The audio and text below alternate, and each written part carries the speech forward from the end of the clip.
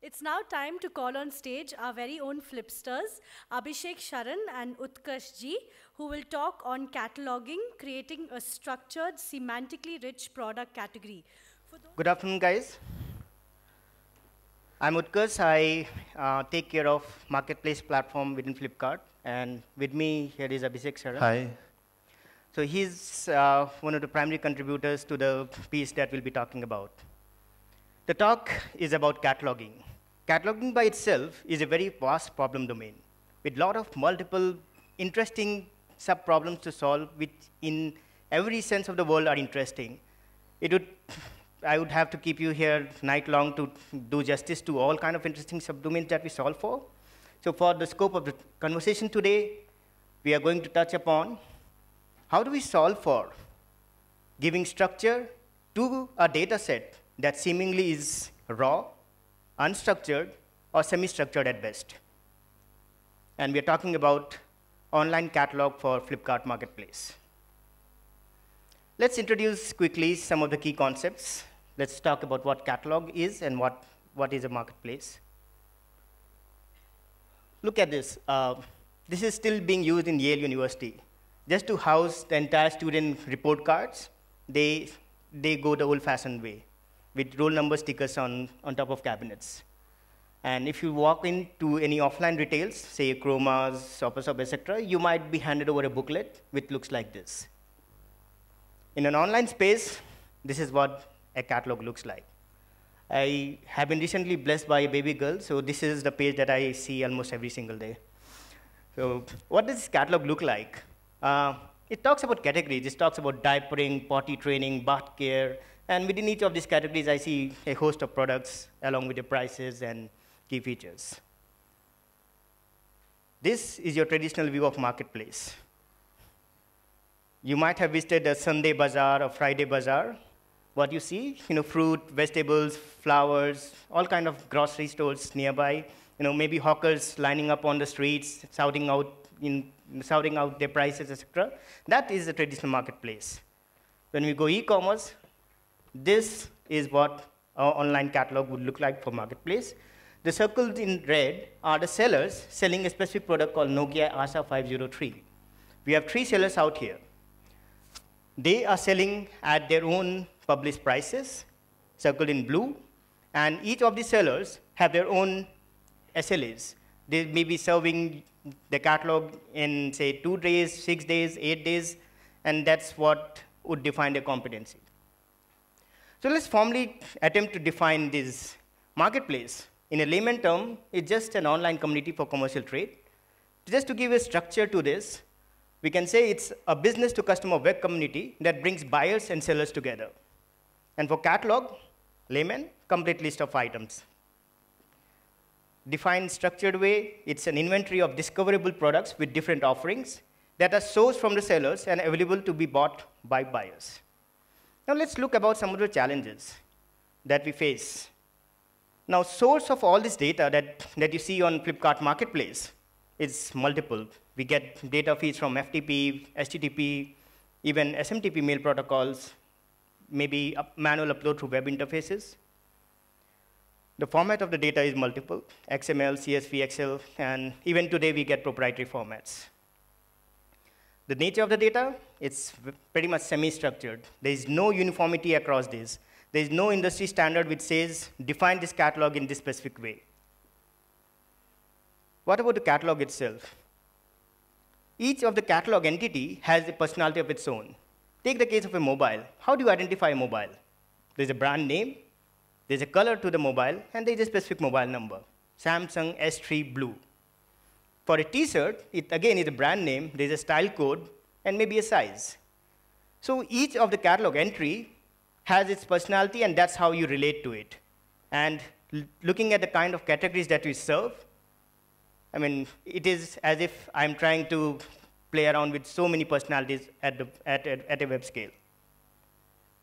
What are the different facets associated with any of these products? Book. I mean, we traditionally know that book has an ISBN number, it has a title, it has an author, there is a publisher to it. But is that the end of the story? No. A book could be a bestseller, and that is what a purchaser on the site might be looking for. I want a bestseller for this year. Maybe a book has got a Booker's Prize, and there may be many other prizes out there in the world. And book might have been converted to a movie today. Maybe I'm hunting for the book after seeing the movie. So these facets, the kind of semantic that you associate to a catalog, is just evolving. There's no end to the semantical information. The assumptions that I make today are growing. There's not an end to it. And then classification. How do a buyer relate to product? Smartphones is a category. Samsung, S4, iPhone are smartphones. So we need to start thinking about smartphones.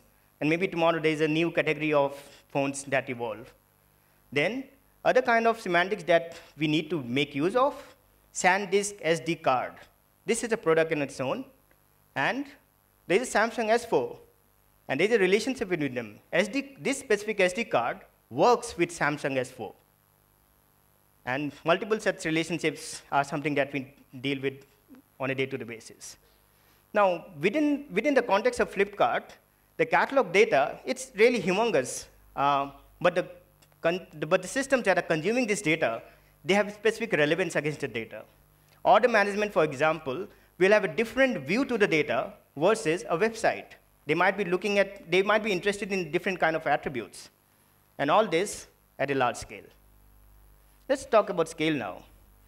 This is where we are today in Flipkart marketplace. There are close to 40 million products. Sellers against those products have come up with, say, 80 million listings. Attributes against those, 160 million. And catalog attributes, look at the figure, 4 billion. Why? Because attributes for a product are just vast. And in terms of the scale of operations, we are dealing with 4 million updates in a day, translating to 1,200 QPS writes, 24,000 QPS reads. And this is growing by the day. So for the rest of the discussion, so now that the agenda, the problem statement has been set, let's focus on the solutions. We'll first introduce the solution that existed till very recent times, and we'll focus on what didn't work us for it, and then build that to define the current state. And these are the dimensions around which we'll be discussing the solutions. We'll talk about the modeling. We'll talk about how the data is getting managed, and how are we consuming the data in a way that actually is performant and relevant for each of the consumers. Right? Everyone here who has proposed a solution has shown some kind of a gradient. I mean, we start off with just solving. It could be a growth hack in the initial stage, just patch up a solution, release it out. We just solve. We are solving for the requirements, solving for the functionality in demand. Then we start solving at scale. And that's where the solution existed till very recent times. We just were solving at scale at which Flipkart was being faced with. Now, catalog data. What are the different things that you start thinking when we say catalog? We have to start with a product. Product like mobiles, a book. Products have contributors. There might be an author for a book. There might be an artist for a movie. Then there is a categorization to a product. Smartphones, an Android phone, those are categorizations. Images. There is a visual element to each of the product. A shirt with just a description that it's a Peter England shirt with size M and looks pink, doesn't complete the story. A buyer has to come online and see what does the pink look like. There are different shades of pink. So images we can't do without. Then in a marketplace scenario, the sellers come on board and say, yes, we are interested in selling this specific product. And this is the price. This is the inventory that I can give you. And these are the delivery parameters that I can support. And obviously, there's a lot of seller information that we host. So that kind of completes most of the story around the catalog. What are the defining underlying traits around this? Nothing at all. It's just attributes. There is not a very rich structural element to any of these entities. It's just key-value pairs, multiple of them. Now, about these attributes, all of these attributes are typed. We need to do some runtime validations against them. Attributes are dynamic.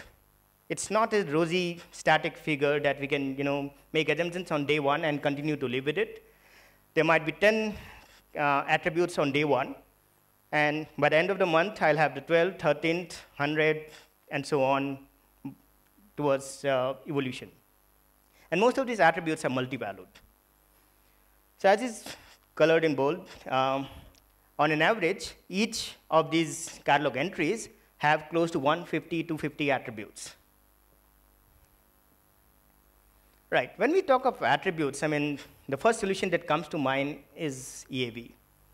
How many in this room, just by raise of hand, have, in the course of development, made use of EAV modeling at some point of time? Right, so quite a handful. I'll come back to you, gentlemen, and ask you for the size that you supported. So for people who do not know about EAV model, EAV is nothing but entity, attribute, value. Sparse set of data organized in this rudimentary structure. So we have entity ID, we have attribute, we have value, and there might be a qualifier that gives much more semantic to the value. For example, in a cataloging board, there is a product called Mobile X. It has attributes which qualifies dimension, length, breadth. There's a color to the mobile.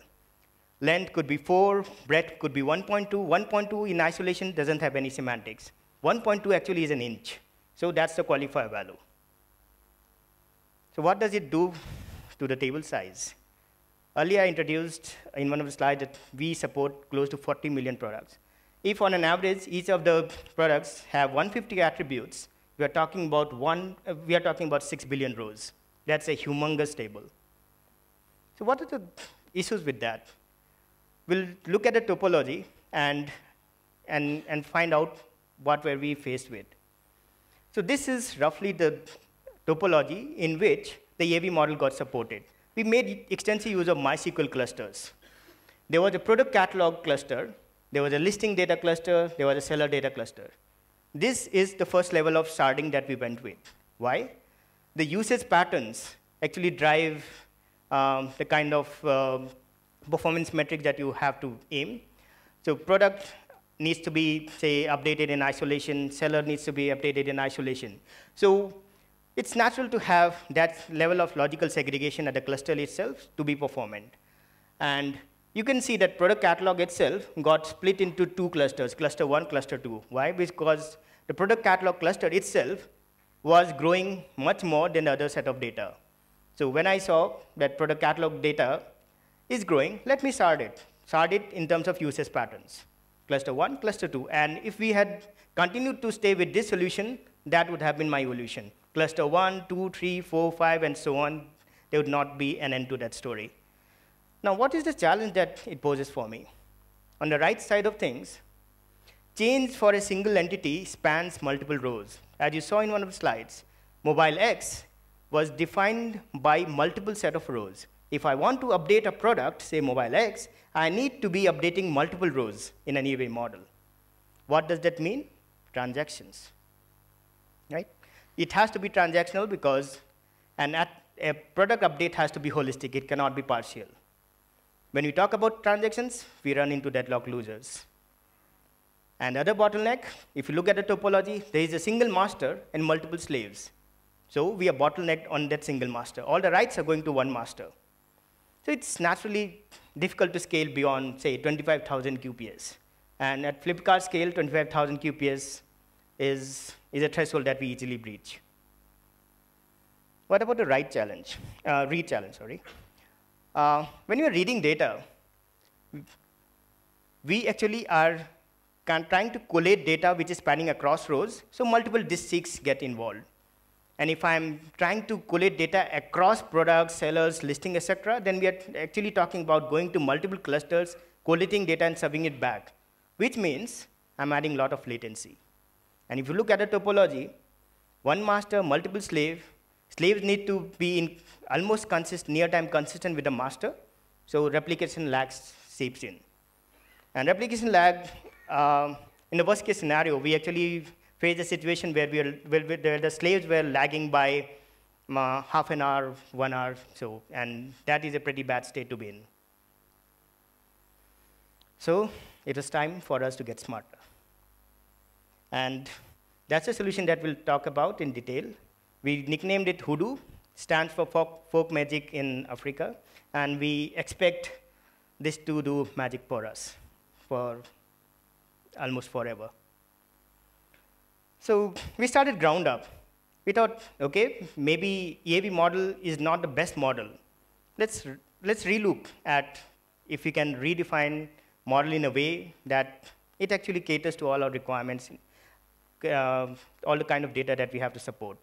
So if you talk about just attributes, EAVs looked good enough, but we went deeper. We started classifying attributes. Attributes could be identifying. For a book, it is an ISBN number. For a mobile, it could be a combination of brand, model name, and the color. And then there are mandatory attributes, attributes that we cannot live without. For example, for a book, title, author. Imagine a book which doesn't have a title or an author. How do I just can't keep referring to that book by an ISBN number. So these are mandatory attributes. And then attributes which are searchable. When a buyer comes to the site, he may not have zeroed in into a specific title or an author.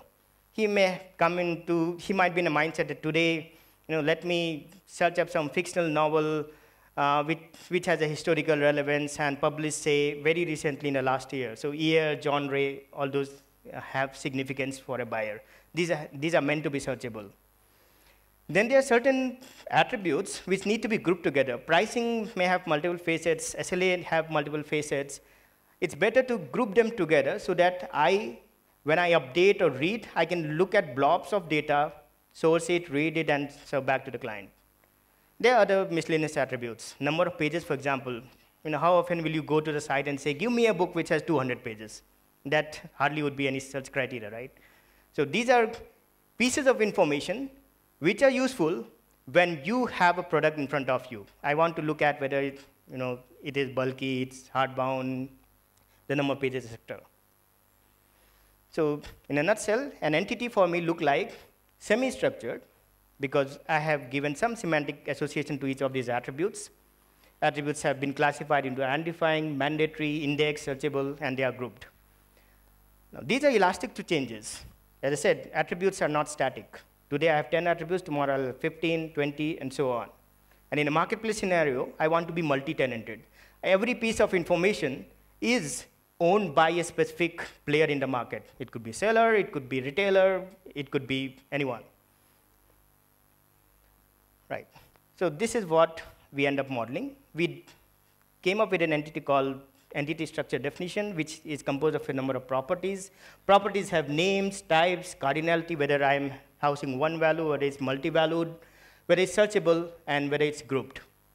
So any physical entity has a definition, is compliant to a definition.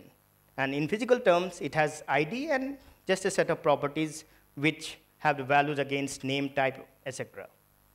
So that completes my entity modeling part of it. Now, in the course of conversation, developers within the marketplace group, whenever we are talking about products, we are talking about any problem statement, these are the kind of problem statement that we, on a moment-by-moment exchange with each other. We are talking about, okay, the Secret of the Nagas is a book. It has an identifier, FSN1. It is internal to us. FSN1 belongs to the category alternate history. FSN1 has an image, image 1. FSN1 has contributor, an author, Amish Tripathi. FSN1 has seller, seller being WS Retail. So these are exact words that we speak between us. Now if you look at the part of the phrase that is highlighted in green, that kind of actually gives me a cue that maybe it's very easy to model these kind of facets associated with the product. Has an identifier, belongs to, has a contributor, has seller. So this talks about some kind of a relationship trait. And if I model things in such an elastic way that I have a reference between two entities, a link, and which has some traits associated with it, that might be the most elastic way for me to absorb any kind of semantical associations with a product even in future. And that's what we introduce, relationships. These are between entities. They are directional. They are dynamic. I can add, remove them, keep on adding. They are discoverable and navigable. So if you start with any product on marketplace catalog, maybe a book, You say book has an author. Author actually acted also in one of the movies. Movies is for this genre. This genre has these compilations. So I can keep on continuing that web of information if I keep on traversing any semantical association with that product. So it's a rich interwoven informational hub that we are supporting here. We have books, authors, movies, artists, publishers, all these in some way, direct or indirect, are connected to each other. And in some way, when buyers are online, they might find some relevance in starting from any of these nodes in the spider web. I might start with the genre, I might start with the author, publisher, compilation, anything. So for me, it's important that this entire information is somehow interconnected when I model it. And that was the relationship. So a few examples. So here we are talking about 3 products. We are talking about mobile, we are talking about mobile cases, we are talking about memory card. Samsung S3 mobile with white, blue, and black colors. Cases to go with it in blue and white, memory card with it 8 GB. First example of a relationship. FSN1, being an identifier, belongs to a mobile. In the reverse way, mobile has an FSN1, just like any other attribute. So there is a linkage between these 2 entities called mobile and identifiers. They are directional, and any directional linkage has an associated semantic. Now, with the same example, FSN1 being a Samsung S3 mobile, white colored, and 3, 4, 5 are like cases and memory card. If you look at the piece of information we portrayed here, they are compatible. This SD card works with mobile. This case works with mobile. So this is the compatibility relationship for me. It gets a bit tougher, trickier beyond this.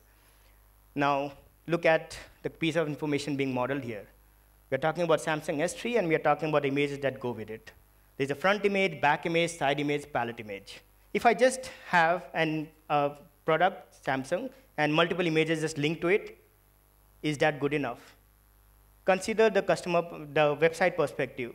They want to show a primary image. And below that primary image, there is a sequence of images which kind of complete the story for that product. I mean, I am not looking and feeling that product. I'm on the web. I want to give a near real-time view to that product. How does it look like? So I want to maybe rotate it by 360 degrees. Front view, side view, back view, and so on. So the ordering of images becomes important. And I need to maybe label images into being primary, secondary, etc. So in this case, we see a product linked to his images, and the image and to his images through linkages. Each link carries some information, tagged as primary, secondary, back, front, etc. And there is a number 1, 2, 3, 4. So when I give this data to the website or any rendering browser, it knows this is the order in which I need to render images.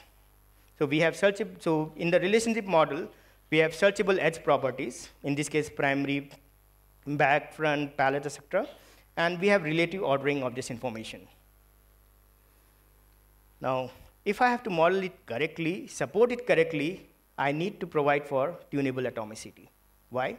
If this is exactly the information that I'm storing right now, and a change request comes in that image 1 should no longer be primary. Image 3 now has to be upped, and it is to be primary.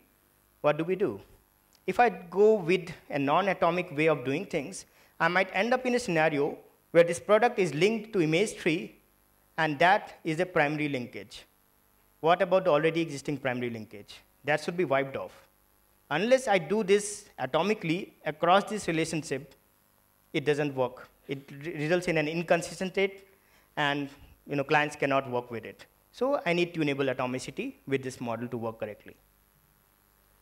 Right, now that we have completed the modeling part of it, and we felt that this model is something that will last forever for us. It helps us model almost every information related to catalog. We are talking about entities, we are talking about relationships, and there's some semi-structure to it. We started hunting for a data store. And each of these entities that we just defined, entity and relationship, these have different characteristics. If you look at them, entities are ID-based. You have an identifier, you want to pick up an entity based on that ID. Properties are flexible. Properties are associated to the group. Relationships are directional. They are modeled more as auxiliary indices. They have to be navigable. And each of the navigation link has to be supported with properties which are discoverable. Now, if I look at these 7 elements and try to find a data store, nothing. I mean, nothing exists out there that fits all of these requirements. So natural way for us was to go for a polyglot solution. For entity store, we chose HBase, which we know is distributed and scalable. It supports ID-based lookup.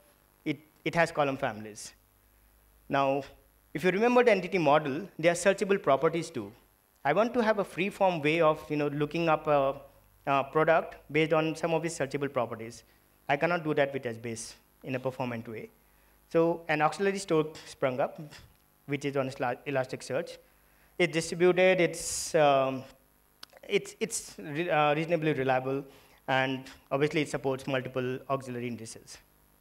And for relationship store itself, we again chose Elasticsearch, primarily because it's document-oriented, and given the nature of its topology, which is distributed and supports auxiliary store, it still is performant, and it's built for speed. So let's look at some of the transactions. A write. We are writing an entity with searchable properties. We introduce here a journal, which is again modeled on HBase table. Why a journal will be clear in a couple of transitions. So we write to the journal first, then we write the rows to HBase, and this write is synchronous and consistent. We want this first step of updating the primary store, which is HBase, for an entity to be absolutely consistent. So if we will not arrive at a situation where we do not have a journal entry and entry in HBase or vice versa. Now, still we are left with updating the searchable properties. So we go ahead, write to Elasticsearch. This may fail, and we are fine with it. What we need to just do is have some kind of a write repair mechanism.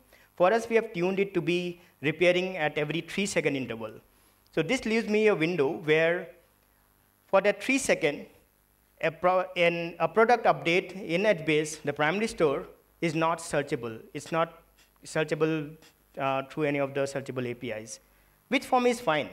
Why? Because any consumer to this piece of data is actually seeing a timestamp consistent view to the same thing.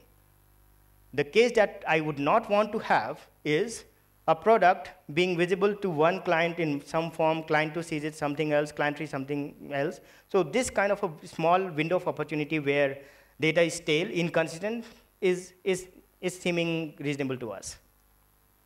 What about reads? For an ID-based query, you directly go to HBase, return it.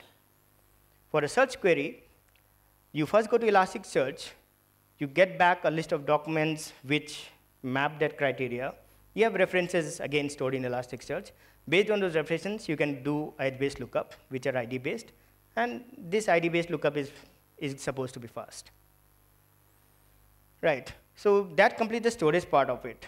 Now, there is one more problem that needs to be solved. Now, the piece of information that we have so far, model in terms of entities, relationships, and each getting fragmented to be much more performant, elastic. If you expose that same view to every consumer, it gets messy.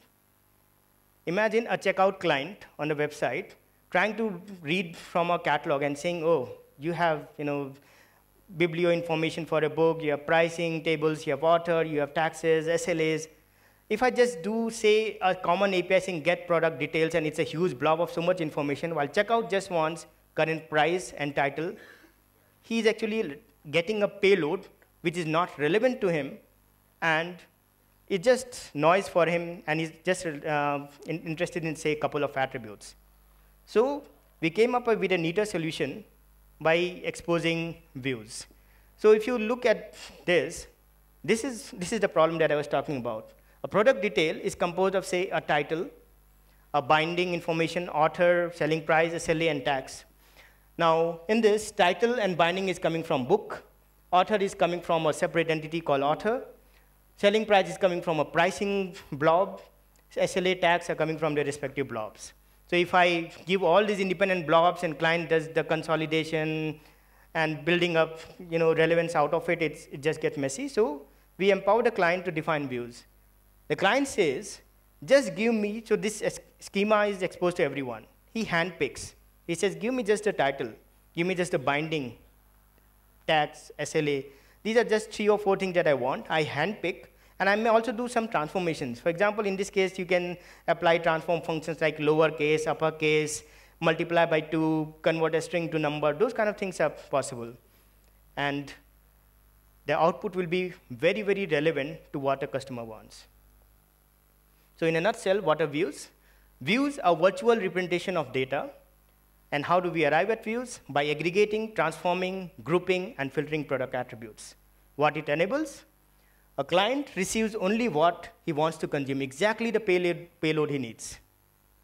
It's a client perspective to the data. I'm not saying that if this is my schema, you need to just go by the schema. It may not make sense to you. You may have to just come talk to each and every data owner and say, OK, explain these attributes, that attribute. You, at one time, on one go, understand it, derive only the relevant parts, transform it into a perspective that you relate to, and for lifelong, you're only dealing with that perspective.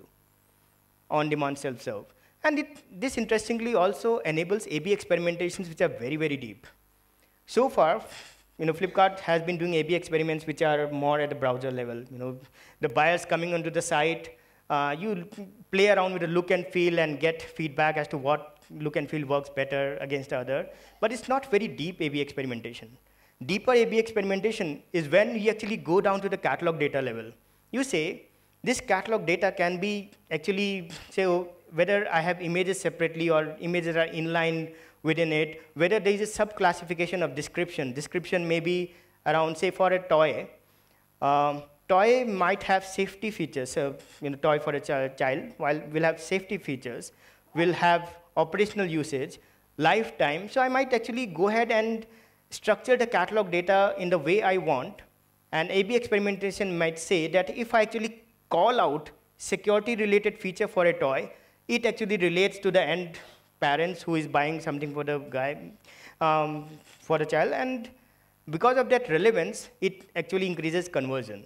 So the A/B experimentation is actually going pretty deep up to the catalog level. I can have 2 different views to the same data, each projecting the data in a different way and enabling a deeper A/B experimentation, which for us, I'm sure, will reward us handsomely in enriching the customer experience.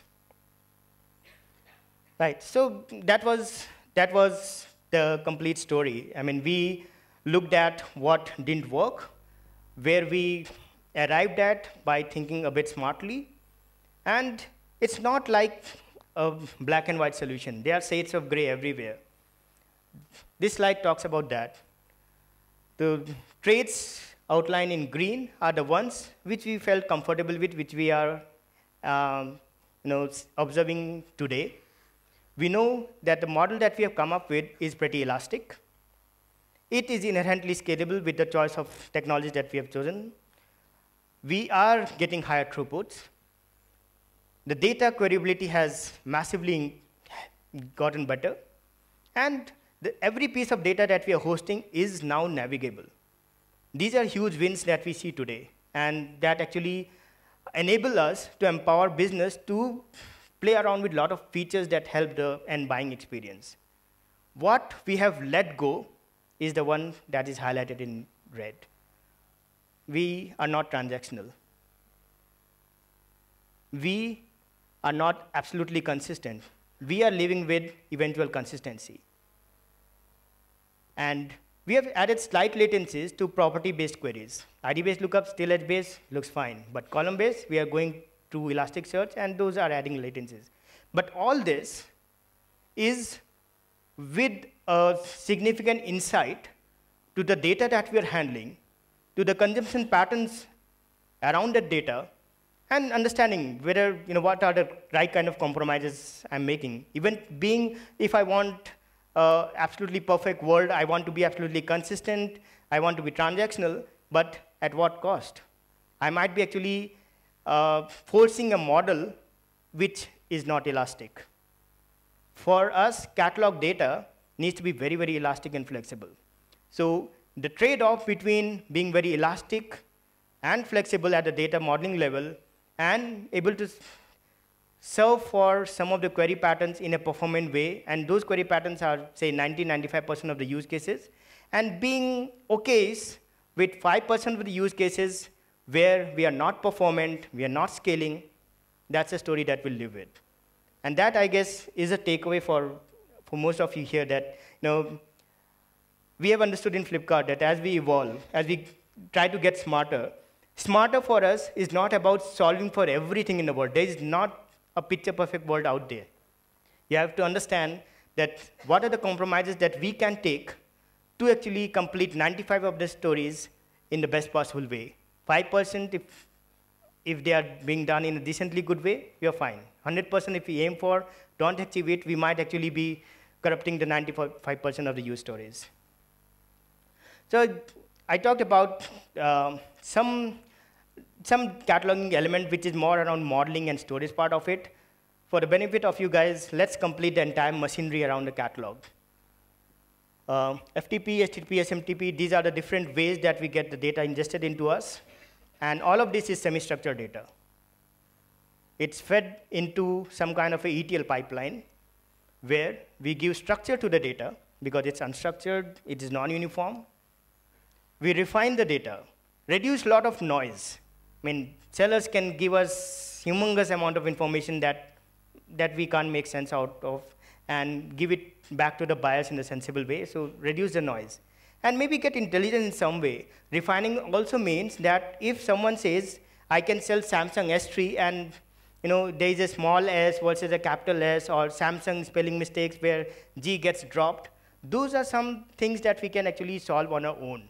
Because data, there is a lot of data integrity issues that we get when we are talking about multiple sellers who are not very tech savvy at this stage. We do data transformations. We want to get it into a way that is standard within our domain. And then a rich, intelligent product identification model. Why? A lot of these products are coming into our system. We need to map whether there is already an existing catalog entry against it. If it's a Samsung S3 mobile, and I need to map it to certain data that's already existing. How do I map it? Now, I'm getting some data which is maybe not actually looking like an ID. I need to draw out elements out of it which says, okay, this is the right match. This is a 50% match. This is a fuzzy match, 90% match, 95% matches.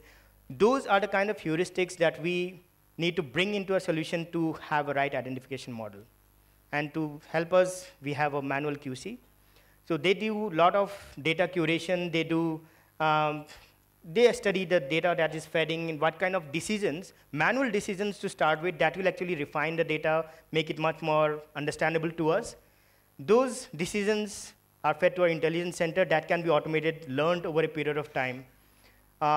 We are also adding product insights. So imagine a buyer coming to Flipkart with the intent of buying product 1. He lands on that page. He sees a lot of interesting recommendations. He starts navigating through them, browsing through the pages, and eventually ends up buying a different product, a product P2. This is just a first occurrence. So it gives me some kind of an idea that product P2 might be substitutable with product P1. That's the first cue that I get. Over a period of time, that kind of a behavior might be learned, much more it's repeated. So there's a very high probability that P1, P2 are substitutable, and that is an important piece of information for me, at least for recommendations. So that kind of thing feeds into us and enriches the catalog data for us. P1, P2, substitutable. That is the relationship that I form. And there are many other interesting product insights that we can learn and help use that data to enrich the buyer experience. So all this data, after all of this massaging, enrichment, gets fed into the Hoodoo solution that we just talked about. And to consume it, we have a data exchange gateway where clients come in, configure their views, the definition. Views get computed behind the scenes. They are materialized views. We cache them for performance reasons, serve it out. It could be either a pull-based query, or we notify every single change that happens at the catalog level. Great. So that's the complete catalog picture for you. Open for any questions. Sure.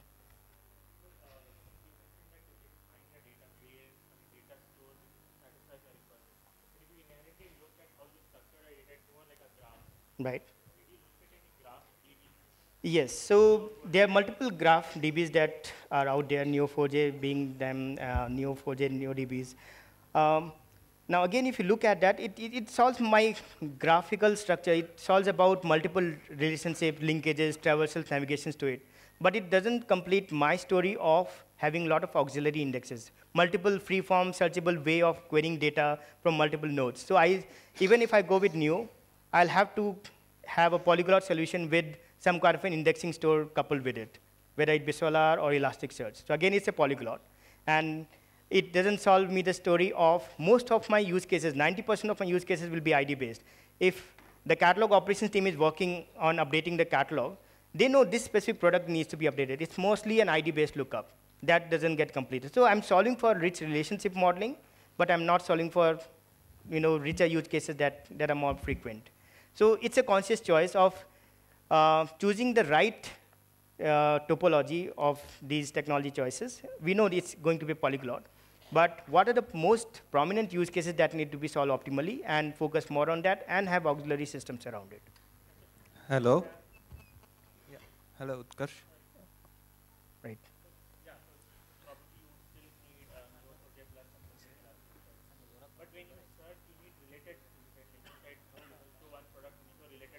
Right. In that case, so you're still doing an ID-based search in HBase, but they could be in different data blocks, right? I mean, because they're not related at all. Right. But if you use some graph database, maybe because the graph database knows they're related, it stores them together. So you'll be able to fetch much faster. But in that case, yeah, but in that case, in the graph DB, you will not store the complete entity data. You are only storing the relationship you are talking about. It's more of the references that will store. References so we are open storing. to changes. We don't see most of the graph DBs scaling up to the levels that we are talking about and being performant. So Hoodoo empowers us to be flexible in that way. That is just an abstraction. It's just a way for us to model it the right way and support it through underlying technology stacks. Tomorrow, if I find a single solution that fits all, I can replace HBase and Elasticsearch with that. Or Elasticsearch today is not completely accepted as a data store. It's more of an indexing store. They claim that, yes, it can be used as a reliable data store. We are treading cautiously on that. We are experimenting. And as our confidence grows, maybe Elasticsearch may be one solution fits all. Maybe most of the traits around ID-based lookups, even this can support, and I know it's a document-oriented data store, I can model everything the way HBase does. But it needs to be performant, durable, robust. So that is a story that I'm open to, and that's why Hoodoo layer comes into picture. It doesn't affect any of the ecosystems. For us, the key was getting the modeling right. Hello. Here. Yep. I have two questions actually. Sure. Center. Yeah. Yeah. I have two questions actually. One of your slide you mentioned tunable atomicity. Right. But you're using storage as HBase, which doesn't provide even update. Right, so it's more tunable atomicity at application level. So HBase doesn't give me, so we'll maybe lock out that specific set of rows, and until the transaction is complete, will not fall back. So it's maintained using application. Right. Okay. Yeah. And the second question is, you mentioned that attributes are dynamic in your Right. case. Yeah. But for Elasticsearch to work in a better way, you have to define a schema where you say this attribute is of type string or integer. So how do you manage that? Like, So do you use Elasticsearch templates, or the schema is already defined? Right, so it's semi-structured in that sense that most of the qualifiers at the application level. We impose validation to that Hoodoo application layer. At HBase, we left it free-flowing. So if you're solving for that application layer, then I don't need to rely on how this schema gets supported with the HBase. No, actually, my question was, since you use Elasticsearch for searching, Yeah. so if you are searching for price, the value is in integer or long. Right. Whereas if you are searching in title wildcards, the entry is string. So Sure. you need to specify analyzers beforehand to Yes. Elasticsearch. So have you already defined a schema, or you rely on templates for this? No, we have already defined a schema for Elasticsearch documentation. So when you are defining the entity definition, you are also defining what all searchable properties are there. And if you are changing the properties, like if you are adding new searchable property or changing the type of the searchable property, we have to reindex sometimes. Exactly. So how do you avoid that, right? Because I can't imagine you would be able to reindex everything after a certain point. That's what scale is, right? Right. Have you faced that? Have you faced reindexing problem till now? Like, have you faced a reindexing problem with Elasticsearch till now? So it's a background thing, like the reindexing thing that we do is a background process. And so if you're adding a searchable property, the background worker does the reindexing and gives a notification back that, okay, the reindexing is done. Notify back. Yep.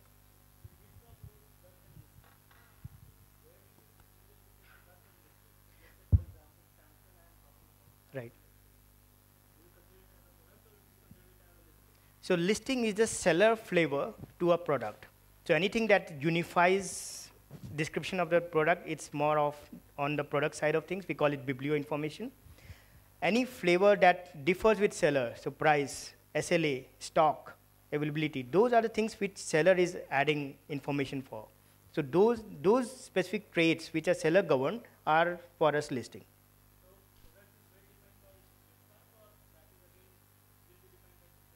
So that is again, that's why I said, catalog is an interesting domain. The source for us is multiple. Catalog operations team, when they launch a new vertical, a new category, they give a shot at defining the structure. But when seller feeds come in, I'm getting much more, deeper semantical information with it, and it can keep on growing. So I need to be very savvy about, okay, I can pick up these attributes from this seller, something else from, so there is a tier association with all this kind of information. I can crowdsource, I can crawl. So multiple sources of information with the right kind of semantical association to it, that's where the intelligence come in. And we are almost there where we are getting better, smarter in deriving, so basically collating multiple pieces of information in the rightful way. Utkarsh, time's up. Sure. If you have more questions, we'll be outside the audience. Feel free to talk to us. Thank you.